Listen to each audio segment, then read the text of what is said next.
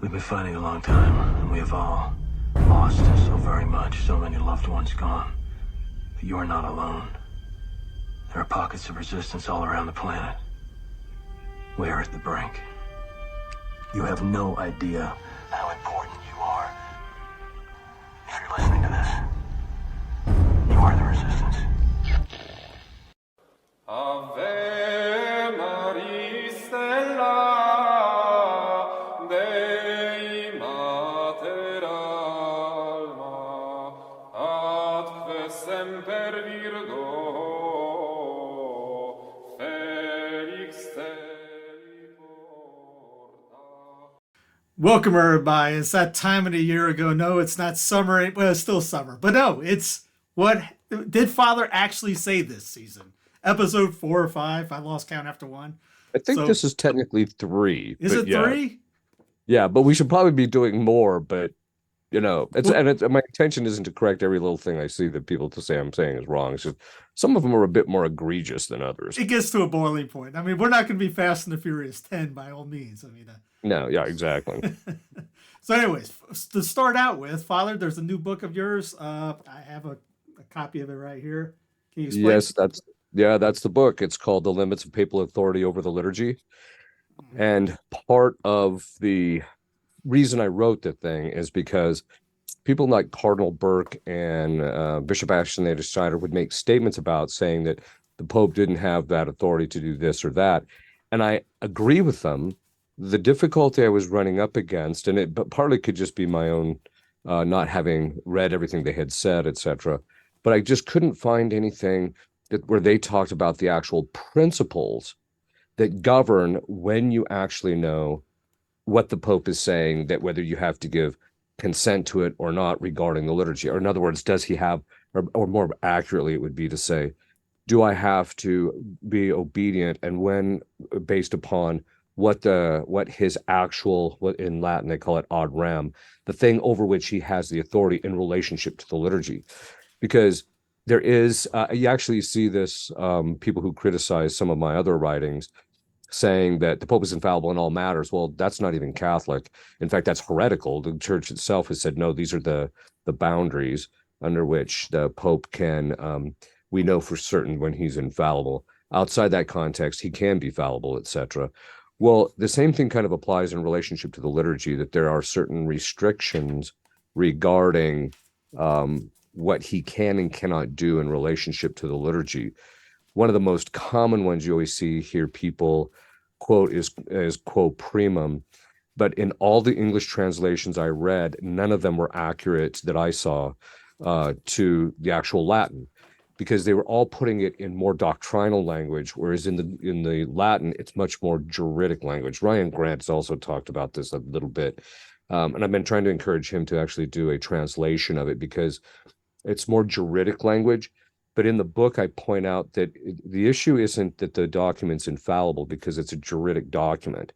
The issue is that there were principles that it states that are the undergirding doctrinal principles which determine when the Pope can and cannot make changes to the liturgy, and those are what's the most important. So it's not that the document's infallible; it's the principles that undergird it that become basically infallible if you take a close look at it.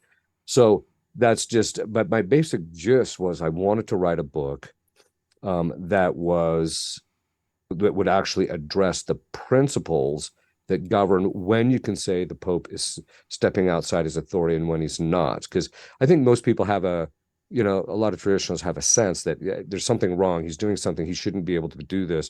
But we need to be very specific, especially in theological terms. So that's kind of the idea behind it. I'm going to frustrate people.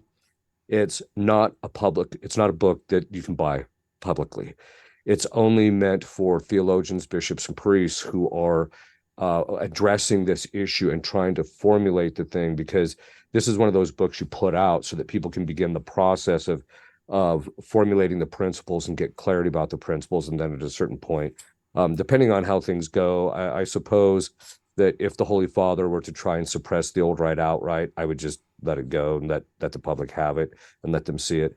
But for right now, it's in a private run. And I got one because I'm none of those, but I am a cool guy. So, Yeah, basically, yeah, part of it is just so that you can be aware of actually what I'm doing, you know. And I mean, I can't talk, I have actually done some public speaking on it. I did a conference in Steubenville and also one in Phoenix recently on the principles, and you can basically boil them down to four principles that govern, that restrict the Holy Father or put limits on the Holy Father's authority in relationship to the liturgy. The first is that he can't put anything in there that's contrary to divine positive law or the natural law. So, for example, he could not promulgate a rite that would include something which was false, because that's against the natural law, right? So, and this is actually one of the reasons I actually did bring up in the book, to talk about the fact that the real issue with the promultes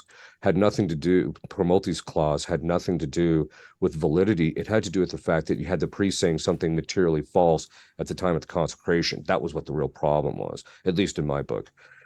So that's one, or something contrary to the divine positive law. So he couldn't put in something in there where you would, although this is also against the natural law, where you engage in some type of pagan idol worship during the Mass, right? That would be outside his authority to do. So the first one is he can't promulgate anything contrary to the divine positive law and natural law.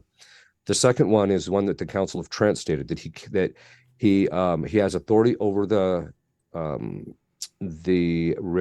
rituals of the Mass, but the rituals, except those salve illorum substantia. So, except for those things which pertain to the substance of the sacraments, is how that's generally done. Now, what I do is I talk about that. Basically means that the Pope can't promulgate a rite that doesn't have valid words of consecration.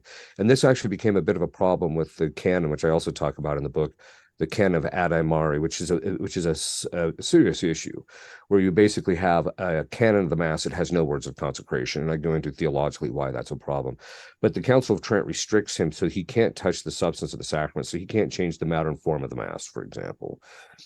He also can't, but later, so in the initial, when this first came out, the theologians thought that was just restricted only to the matter and form of Mass. But later theologians began taking a look at it. And so for about the last 150 years, some of them have broadened it to those things which pertain not just to the substance of the sacraments, but just to the substance of the rituals in general. So, for example, the Pope could not promulgate a rite that did not have a proper offertory, right? Or he couldn't promulgate a rite that didn't have the communion of the priest, because the offertory, the canon, and the communion of the priest are an integral part of Mass. So he couldn't promulgate a rite that didn't have one of those. And that becomes a particular thorny issue, because some of the theologians, as I would point out, I don't point this out in the book because I just leave it alone, but some of the theologians historically have talked about the fact that even Benedict, Pope Benedict himself, said that there were issues with the new rite of the offertory and the new rite. So there were issues like that. Okay, so the first is, so the divine positive law of natural law, the substance of the sacraments. The third is what they call the principle of apostolicity, and that's broken down into three parts. The first is if it comes from divine tradition, so Christ said, "Do this in commemoration of me." That means that once Christ commanded it, no pope has the authority to make change to what Christ commanded. So divine tradition is binding across the board, and no pope can change anything that's part of divine tradition. Christ then also told the apostles to insert certain things into the Mass. So one of the things is that according to one of the fathers, that Christ actually commanded the apostles to put a preface in the Mass. So a pope, technically speaking, couldn't promulgate a rite without a preface, because that's a Divino-apostolic tradition. And then the last is apostolic tradition. And all of the fathers in the early church say if something is of apostolic tradition, so in other words, if it's been in the liturgy from the time of the apostles on, then the Pope doesn't have any authority to change that particular element of the liturgy. So that's one of the other the things that he can't change. So if it has the quality of apostolicity, then he can't change it. This becomes extraordinarily important, because most people don't realize that it was actually that principle of apostolicity became the principle by which Pius V set a cutoff date. because it's before that you could demonstrate the apostolicity of the elements in most of those liturgies. The rest after that you couldn't, because there was too many changes and adoptions that had been done. So that becomes a very important point with that. It also becomes a key issue in Quo Primum, and it becomes the undergirding principle there. And then the last one, which I talk about, which theologians talk about, they don't talk a whole lot about it, but which is called the principle of longevity. So the longer something is in the liturgy, the more it's the will of God that it be there. And the general cutoff is 200 to 400 years around in there, again, basing it on Pius V's suppression of the rites, because only two popes have suppressed rites, Gregory VII and Pius V. So that 200-year cutoff, so something's been in the liturgy for more than 200 years, although I would probably personally think it would be a little bit better than 400, but if it's been in the liturgy for that long, then it demonstrates that God, because over the course of time, he moves the church to weed out the problems in the liturgy, and it takes time, about 100 to 150 years, very often on average. So, but that means after 200 to 400 years, that means if something's been in there longer than that, that's an indicator that God has allowed it to remain in the liturgy, and that it's his part of his positive will that it remain there. And so if something's been in the liturgy for that length of time, then the subsequent popes very often consider themselves as, I don't have the authority to change that. And so those kind of became the principles which I discovered in the course of the research for this book. So that gives people kind of a general idea of what's in the book. Was it your book, or was it somewhere else that I read about the 200-year thing? Wasn't that because he didn't want to suppress the Dominican Rite? It was within. Yeah, well, that's Ryan Grant's assertion, and actually, that was him. Ryan does get that from other theologians, and I think there's a certain truth in that. But the fact of the matter is, though, is that the Dominican Rite, the elements in the ancient Dominican Rite, do have apostolicity. They meet that they do have that quality. They meet those requirements, and so. Someone say, oh, he just didn't want to cut that off. Well, I mean, that could have been the personal motive, but the actual theological undergirding, especially when you read it in Quo Primum, is that it has to do with the apostolicity. The ones after that, that were up to 200 years, there was all sorts of liturgical modifications that were being made in the Middle Ages, and though that's what they got cut off, because many of those liturgical changes did not have, couldn't demonstrate the quality of apostolicity. They couldn't trace themselves back to an apostle. That particular element couldn't be demonstrated to go back to any particular apostle. And so this is one of the reasons why the cutoff was there. So even though I mean 200 years maybe, but I think that's the Dominican Rite, I think, can demonstrate those elements. He used the P word a couple times in their Prudence. I remember Michael Davies in a couple talks saying that he has the authority, but probably wasn't prudent to do something. So you bring up the virtue. Yeah, in fact, that was one of the things that I addressed extensively, because that the first person that I could come across that actually asserted that was Congar. Actually, he said that the Pope, could he basically substantially modify or suppress the old rite? And his basic answer is yeah, but it wouldn't be prudent. And my basic point in this book is to show, no, there's certain principles that show that he can't do that. There's certain restrictions on his authority. The prudence question is a completely different set of questions, which everyone says it's a prudential question. So that's why the longest chapter in the book is on prudence, because I go through literally every single aspect of prudence, every single sub-virtue of prudence, and show that in the last 50 years, the liturgical changes did not meet a single requirement of prudence. So this is one of the things that, at least based on the arguments that I think could legitimately be proffered. So that's one of the reasons why that's such a long part of the chapter, or part of the book. And it's good for the history, for people to come out there so that people just doesn't lose their minds, can calm down a little bit, be at peace, and stop the, anger online, I guess, too. Yeah, and I think that's one of the things is too. There's two things. I wanted to know the principles, because it's not enough for me just to think it. I need to know the principles behind it, so that for the primary reason of, if something comes down from the Vatican that is just crazy, I should say, if something more comes down from the Vatican that's crazy, I don't I want to know the principles so that I can have clarity of conscience in the matter. Because one of the biggest mistakes people make, and this is actually something that they used against many priests, abusing many priests, is telling them, oh, you have to go off to this ecclesiastical gulag and get psychiatrically destroyed in order for you, because there's something psychologically wrong with you because you believe in the Catholic faith, basically, is what was being said. And so the guys thought in obedience they had to do it, when no, the bishop had no authority whatsoever to tell him to do that, right? So, and this is something which the prudential thing has been, and knowing the principles is something that's really key, so that if something comes down from the Vatican, you can have clarity of conscience, knowing, okay, and in judgment, this is what he can and cannot change. Yeah, it's well footnoted. What none of this is Father's opinion. He cited his sources very well in here, and there's quite a few of them. Yeah, I was very careful, because this is something, and it's the other thing is that some of the guys that have read it got a little frustrated because I didn't draw a whole lot of conclusions. Because they're like, oh, well, you should have said this about the new mass and that about the new mass. I'm like, that's not what my point was. Mm-hmm. My point was just to parse out, because we keep hearing the rumors and rumors of rumors coming out of the Vatican about liturgical changes and this and that. And I just said, I just need to know the principles that govern this thing. And so that's why I put it together.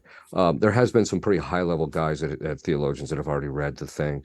There's now more that are actually reading it. And so, but I'm restricting who can actually read the book, only because of the fact that if I put it out there, you're going to just get a lot of hacks who are just going to go ballistic, and it's just going to get lost in the fray.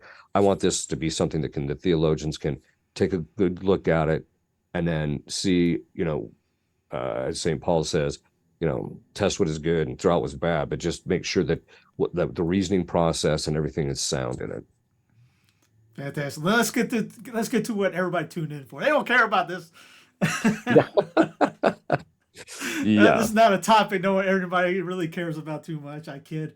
I can see it now, though. I'm going to get blasted. People asking me, "Can I read the book?" It's that's going to be the number one thing. The only thing that's going to be in the comment section. Where can I get this book? Yeah, exactly. All right. So number one, many claim to be trained by you. Is this true? I haven't seen too many. I'm not in the world in that big circle yet, so I haven't heard this one. I get people. Well, let me put it this way: about 2 or 3 times a year, I'll get an email sent to me by one of my assistants or by my case administrator, who sends it to me and says, "Hey, this guy's claiming that he was trained by you," and I'll look at him like, I don't even know who the guy is, right? So a lot of times, what people say they're trained is because they actually came and sat in on a conference I gave somewhere. Well, that's not being trained. Trained is you come, you work with me, I give you counsel, I mentor you, etc. That's what being trained is, and not just because you sat through some of my conferences. And so that's what I'm starting to get a little bit here and there. And there's one particular that just came out recently. I'm like, wow, that's pretty bold. I mean, I remember seeing the people, but I don't even remember their names. I know a guy who sat in a conference. I got trained by him. Yeah, and recently it was funny because I was told that I was actually consulted for a particular movie that came out. Yeah.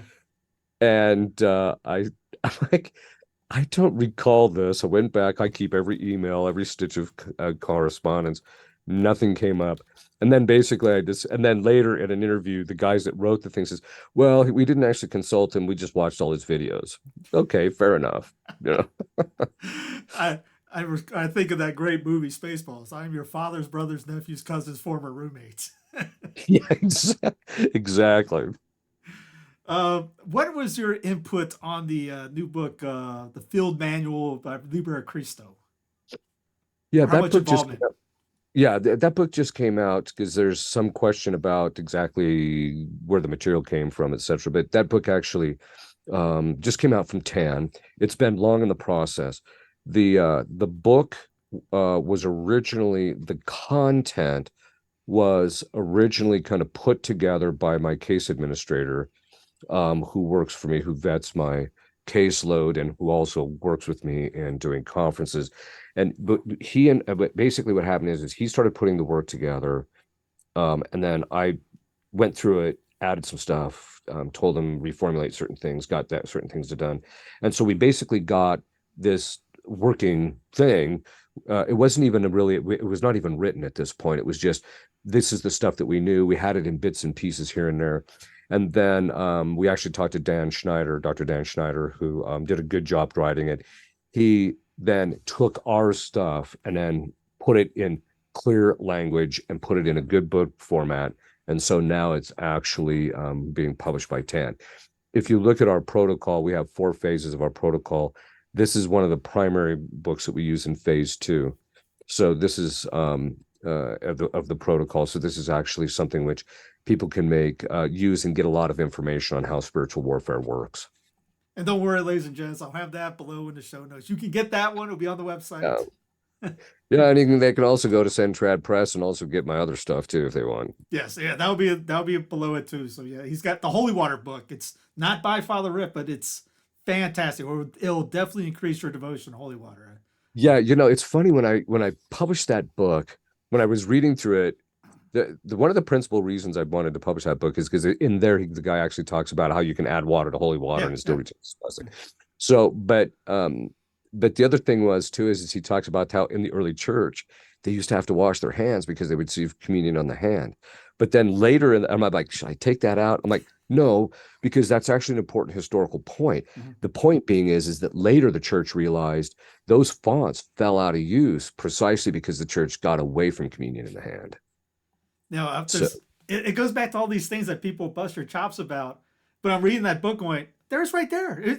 This other priest from 100 years, 200 years ago saying, refill the water, and it's there.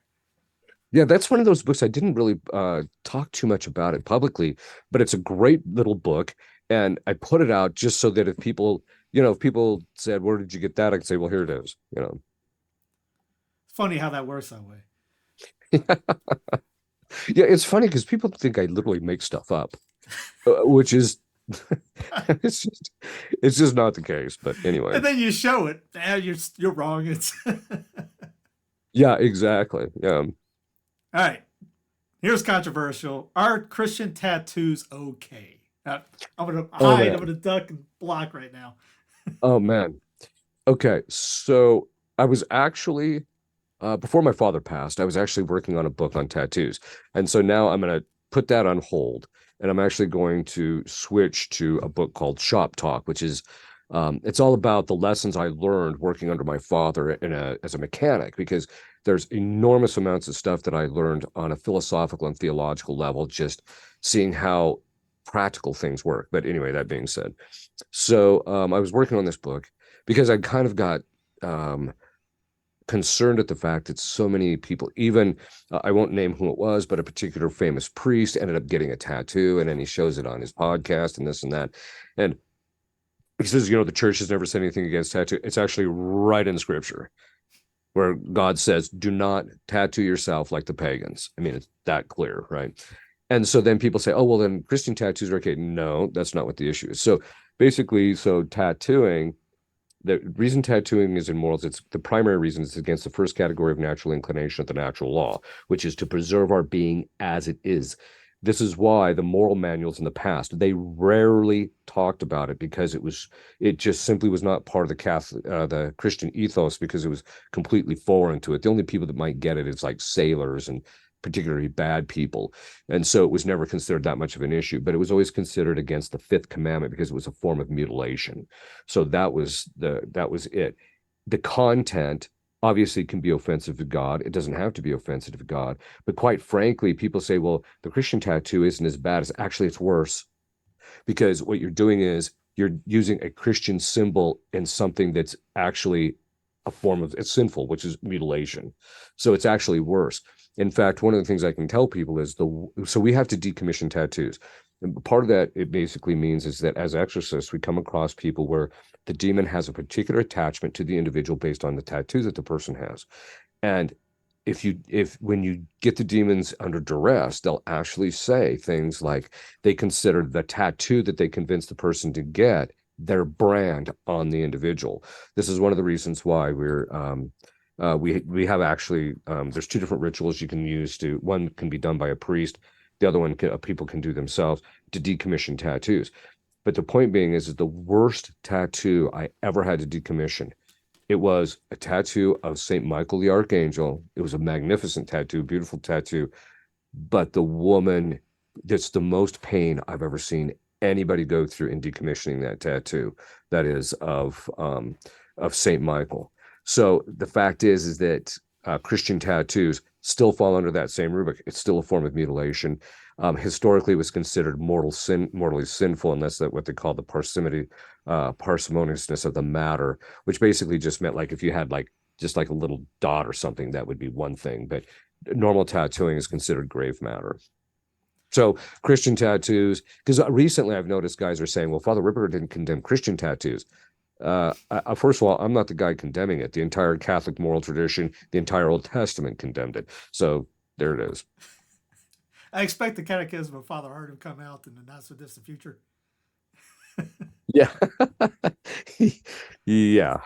Another, I guess, even more controversial. Some have asserted, well, take that back. I'll go to the other one. Recently, some have been criticizing you specifically about Harry Potter. Can't get away from that. Oh, yeah. Singling you out. Are you the Lone Ranger? Are you the only one that speaks out against this? No, I'm the clickbait, I think. And I'm not trying to say that because I think I have a name or whatever. It basically boils down to people think if they can take me down in my criticisms, then they've actually, then they've actually won the argument, right? And there's two things to this. First of all, I'm not the only guy that's doing it, that has said this. Father Morth, the father, probably the top exorcist in the last 100 years.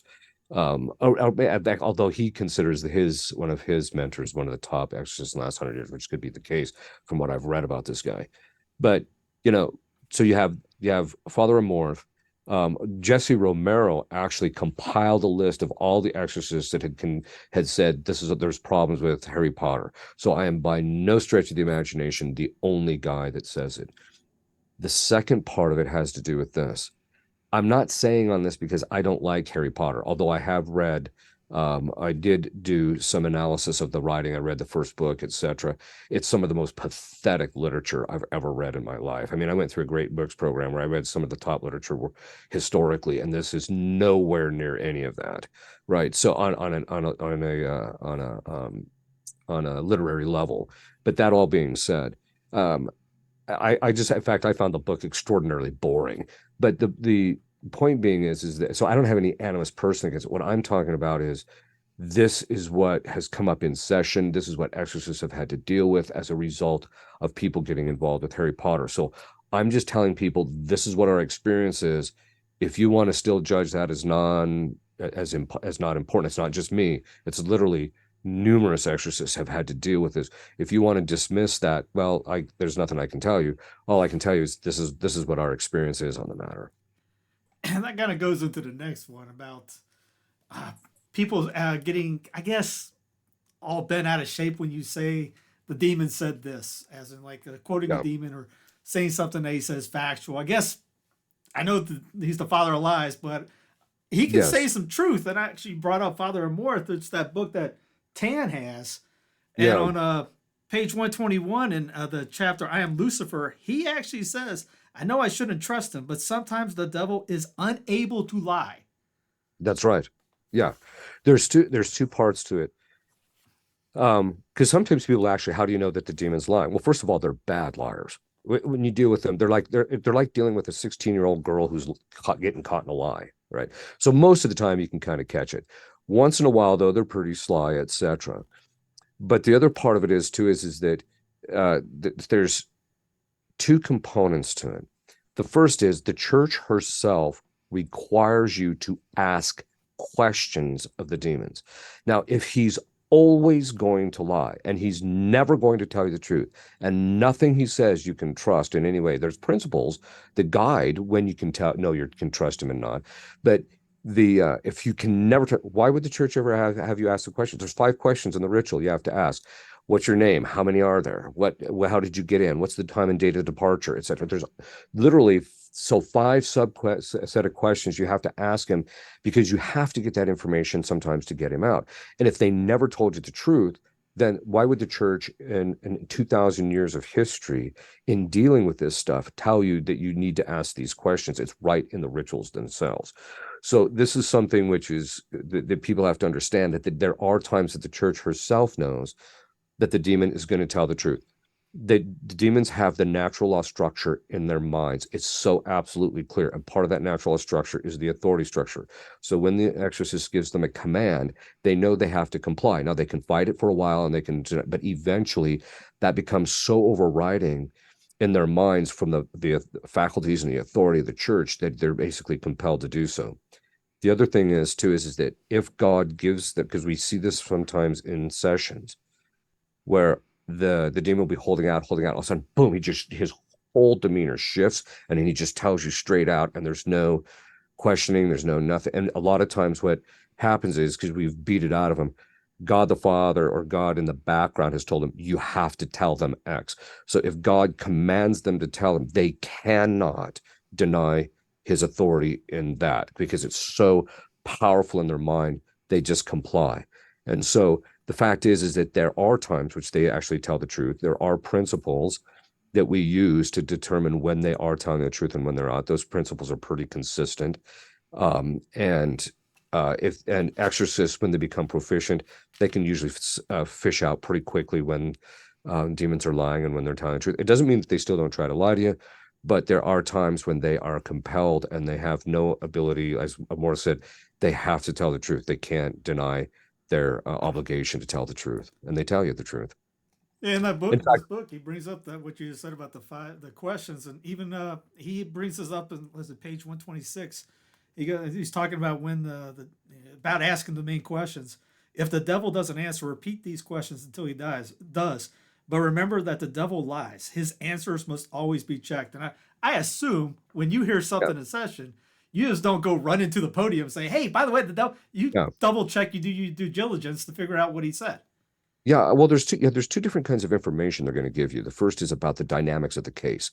And those you have to base on a couple of principles. The first is, as I mentioned, they're bad liars. But the second one is the principle of coherence. Does what he say fit the dynamics of the case, what you know from the case? Does it fit Catholic theology, right? Does it fit general prudence? So, for example, if they say she has to fast on bread and water for a year, yeah, you're lying to me. Because God, the things are normally with liberal people is very simple. It's not stuff that's long, drawn out and stuff like that. Okay, so there's that kind of information that deals with the dynamics of the case. But then there are certain times when they're compelled to say certain things about virtues or perfections in regard to Our Lady, the saints, our Lord, or things about the doctrinal things. And there's principles of that. It's still the principle of coherence. Does it line out with Catholic theology? Could it possibly be the case? Or is it likely the case? A lot of times they'll tell you stuff, and then later you'll read it in some father of the church that he had already enunciated that this is actually how this was the case. And so a lot of times they're just telling you stuff that's already available in Catholic theology. But the fact is that when they taught, my experience is when they talk about the virtues and perfections of God, the saints, or Catholic doctrine, or things like that, it's extraordinarily rare that they're going to lie to you unless they're trying to get you sucked down a rabbit hole where you don't know your theology well. This is one of the things I've seen with some exorcists where they don't know their theology very well. And so as a result, they end up going down rabbit holes. But if you're very strict about following traditional Catholic theology and its principles, then you can use that as the principle, use that and the principle of coherence. And most of the time they're actually telling you the truth on those things. Yeah, because he says something about the demon saying he was going to leave on December 8th and he didn't. And he goes, ... Remember, he's the father of lies. So I guess theology wise, he can't, you can figure out if he's talking about Mary being humble, that's not exactly being an overstatement. Yeah, exactly. Or when he talks about, her sense of her love or the purity of her love or her sacrifice, obviously he's not, what's he got to gain by talking about that type of stuff? But the other part of it is, the leaving, that question, that's probably the one they lie on the most, right? So that's another thing that, just from experience, they're going to lie, they're likely to lie about this or that. But, and like I said, the principle of coherence is the primary way that you can ferret that stuff out. May I ask a bonus question? Yeah. The recent events of some exorcist priests that are having fallouts. You can go back even to Father Heitenauer, but the latest one was in Louisiana with that one, the young priest that flew out to, I think, Italy or something like this. Is it because they're on? You guys are on such like the front line in a sense that you're dealing with the quote unquote sewer of the spiritual life all the time. You got the kind of like cops. They see the worst of the worst all the time. Is it one of those things that if you're just not in the right, every day pounding away to stay holy, stay in the straight and narrow, that you could fall easier? Is that something like that, or is this? There's always two elements that you see exorcists end up imploding.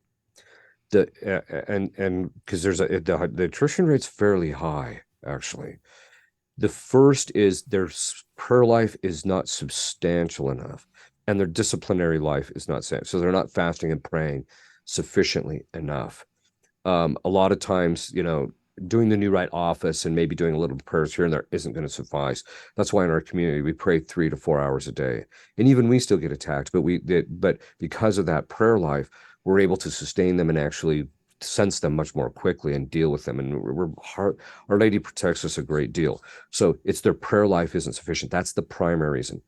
Then the other reason is they're not following the principles or guidelines that the church has laid out on how they're supposed to proceed. So, for example, in one case, it was because basically the guy started doing exorcisms with the women alone. That's a major no-no, right?